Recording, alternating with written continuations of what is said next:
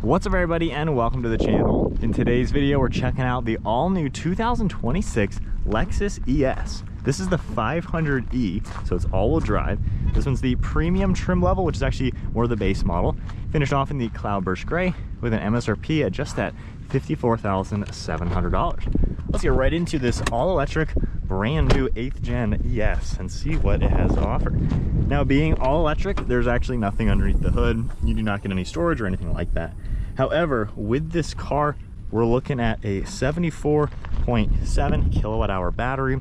We have 338 horsepower, 323 pound-feet of torque.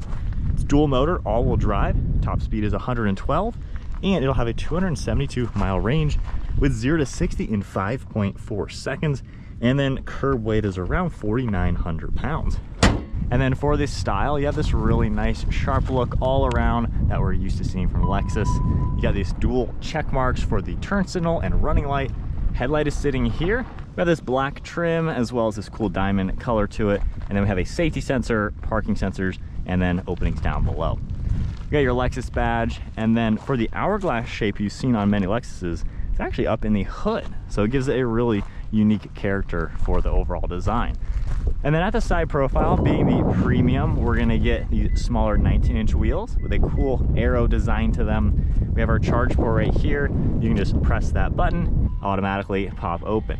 You can see that right there. Very nice and easy and convenient to work with. You're gonna see this nice black trim piece cutting through the whole side profile. And then we have our flush mounted door handles, and then we have power folding side mirrors with just the integrated turn signal on them. Got all black trim throughout it, nice sunroof up above. And then for the side profile, has a nice sharp style.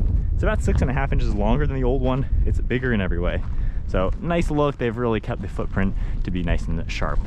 Got some gloss black trim, LED light all throughout it with Lexus written out. That'll all light up.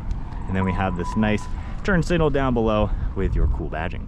Got some gloss trim as well, parking sensors, backup camera. It's a good looking car. For the power trunk, which is all standard, you have the key fob button, an interior one, and then a button up here. You also have about 18 cubic feet of cargo volume in here, so it's nice and large. There's storage, and we even have tire inflator kit with a tow hook. From here, we can just press that button and then move on to the interior. So for this one, being the premium, we have the new Lux interior in the Palomino color. You're gonna see a softer touch material up here with a very padded material all throughout it. You have this cool embossed design, and then there's ambient lighting underneath that will illuminate that very well. This can seat 3 people. The middle can fold down. You have a pass-through into the back, armrests, storage, and cup holders up in front. Of course, this will pop backwards, and then we have air vents and plugs and nice storage. Hopping in here, it's a pretty roomy back seat. I'm a 5'11". I have a ton of legroom and knee room. Really can't complain. I wouldn't mind just a little more support here for me, so I don't have to scoot all the way upwards, but I have headroom and everything, and just a lot of space. You have your child seat anchors, and that's gonna fit just fine with a rear-facing seat. So overall, I'd say it's a pretty comfortable back seat, even for grown-ups. And then moving on to the front seats, we can just open these electronic door handles once again. All the same cool looking materials with the soft touch, your controls, power seats, and then the perforations all throughout it. Really nice, luxurious looking seat. It's very cool looking. And then hopping inside, foot on the brake, let's fire it up. We have our comfort access as well. 14-inch screen, 12.3-inch screen, and nice black leather wrapped steering wheel. You have these paddle shifter buttons for the regen braking, windshield wipers, turn signals, and then kind of a leather texture on these buttons. Now these are actual clickable buttons, so it's not just a touch sensitive. We have clickable toggles for volume, track, cruise control, more cruise control settings up here, and then a nice design on the screen. You have all sorts of info that's gonna come up, have these nice presets, even navigation, so you don't always have to have it right here, but it looks really good like that, and then a couple other designs. We can scroll up and down and see all sorts of info that you're used to seeing. And then over here, we have our memory seat icon, and these are actual buttons as well, which is really cool. Controls down here for the interior lighting, fuel cap, and then some nice materials all around it. The gauge cluster looks really neat with the screen and kind of like a sunken in bezel with this suede style. Soft touch all around it. I like that style a lot. All soft touch as well, and then this soft touch material throughout the whole center. For the screen, this is what we're now going to be seeing for Lexus. This is a really cool design, super easy and snappy to use. We even have info for the battery. We have full screen phone and audio, of course navigation. And with the nav on the electric side, it'll actually give you a range of how far you can actually drive and help you out with charge points. So it's been very convenient and easy to use. It's all customizable as well, so you can mix and match how you'd like things to be. For climate control, it's all integrated down here. So it's actually pretty easy to tap. You don't really have to think about it much. I like how simple it all is. We have heated and ventilated seating. For temperature, you can either do that, or once again, we have these touch buttons. And again, they're actual buttons. They're not just like touch sensitive. Defrost, volume, and then for reverse, you're gonna see a nice backup camera on this specific spec. We have plugs, charging, and then this nice soft touch satin black. There's storage over here, storage under here, and then more of the nice palomino color. You can also open this up in 2 different ways, lots of space, and then a glove box with some large space as well. Nice soft touch material underneath that, and one more look at the whole interior. Honestly, I really like the look. Huge sunshade with this nice button. You can open that up. You can also open the glass itself. So you have those controls right here. And then this one just gets the basic mirror. If you go for the luxury, you'll have the heads up, leather, digital rear view, surround view cameras, Mark Levinson audio. So again, a little more basic on this one, but you got the power. So let's go for a spin.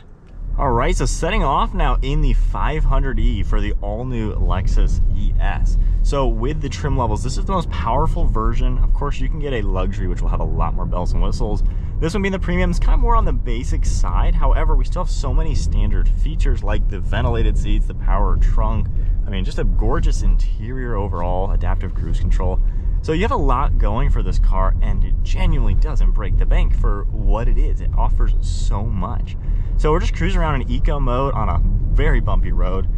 It's a very plush to drive car. It really does pack a nice design. Now with the weight, obviously it's a full EV. It does weigh the most out of all of the ES models. However, that kind of helps this cut through the bumps really well. It feels super solid. We have the dual pane insulated glass, so it is very insulated when you're in here driving around. As far as an EV goes, obviously that's just super smooth and super comfortable. Suspension's good, the seat is very comfortable, even with just more basic on the controls. But it's a pleasant interior. Visibility is really good too. Mirrors work great. And then of course over your right and left shoulder, really can't complain with just the overall view around this car. Steering wheel feels nice too. And I like the screens. I love the shape of this bezel, and it looks really cool with kind of this sunken in design, which I think is really nice. And with nav in the center, you don't even have to have nav up here. You can have CarPlay on here. Whatever you need to do, your navigation can be at the driver's fingertips. So the screens and the tech work great, using climate and all that. No complaints, really no complaints with any of the buttons and the aspects of it. Now, in eco mode, pretty quiet when you give it some throttle. In sport mode though, does make it a little bit more sporty sound to it, which is a pretty nice touch.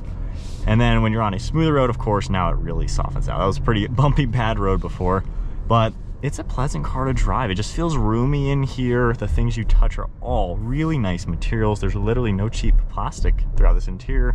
And the way it looks, I love how the screen isn't a focal point. You have just nice design. It's really laid out very well. I'm impressed with it. Even with the massive sunroof, when you want extra air or just the light, you have that ability. But again, now normal driving, getting up on a better road, you know, it's just a pleasant, nice, normal car to drive.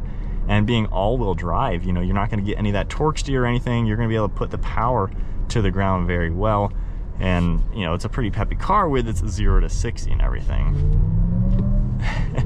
No complaints with that.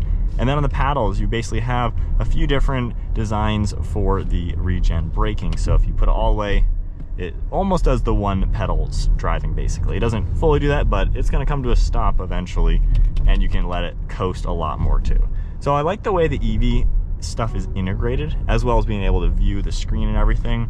So it just seems like a well done car. I don't think I have any driving complaints. You're gonna notice this is just comfortable, smooth, roomy. You have these storage solutions to make this just a good daily driver. And of the 3 different versions of the ES, again, if you want some power, you know, the 500 is gonna offer that really well to be able to get up and go. without really thinking. So we'll get up to a 50-mile-an-hour zone real quick, and we'll kind of experience that a little bit more, but we're still in sport mode now. This definitely drives nice with the added power, especially comparing it to the other versions. But not even a thought getting up to 50 just like that. So power-wise, if you want a pretty well accelerating EV, I mean, this thing definitely, you can have some fun with it. And of course, when you're ready, you can just go right back into eco mode, cruise control, and you are just in comfort cruising.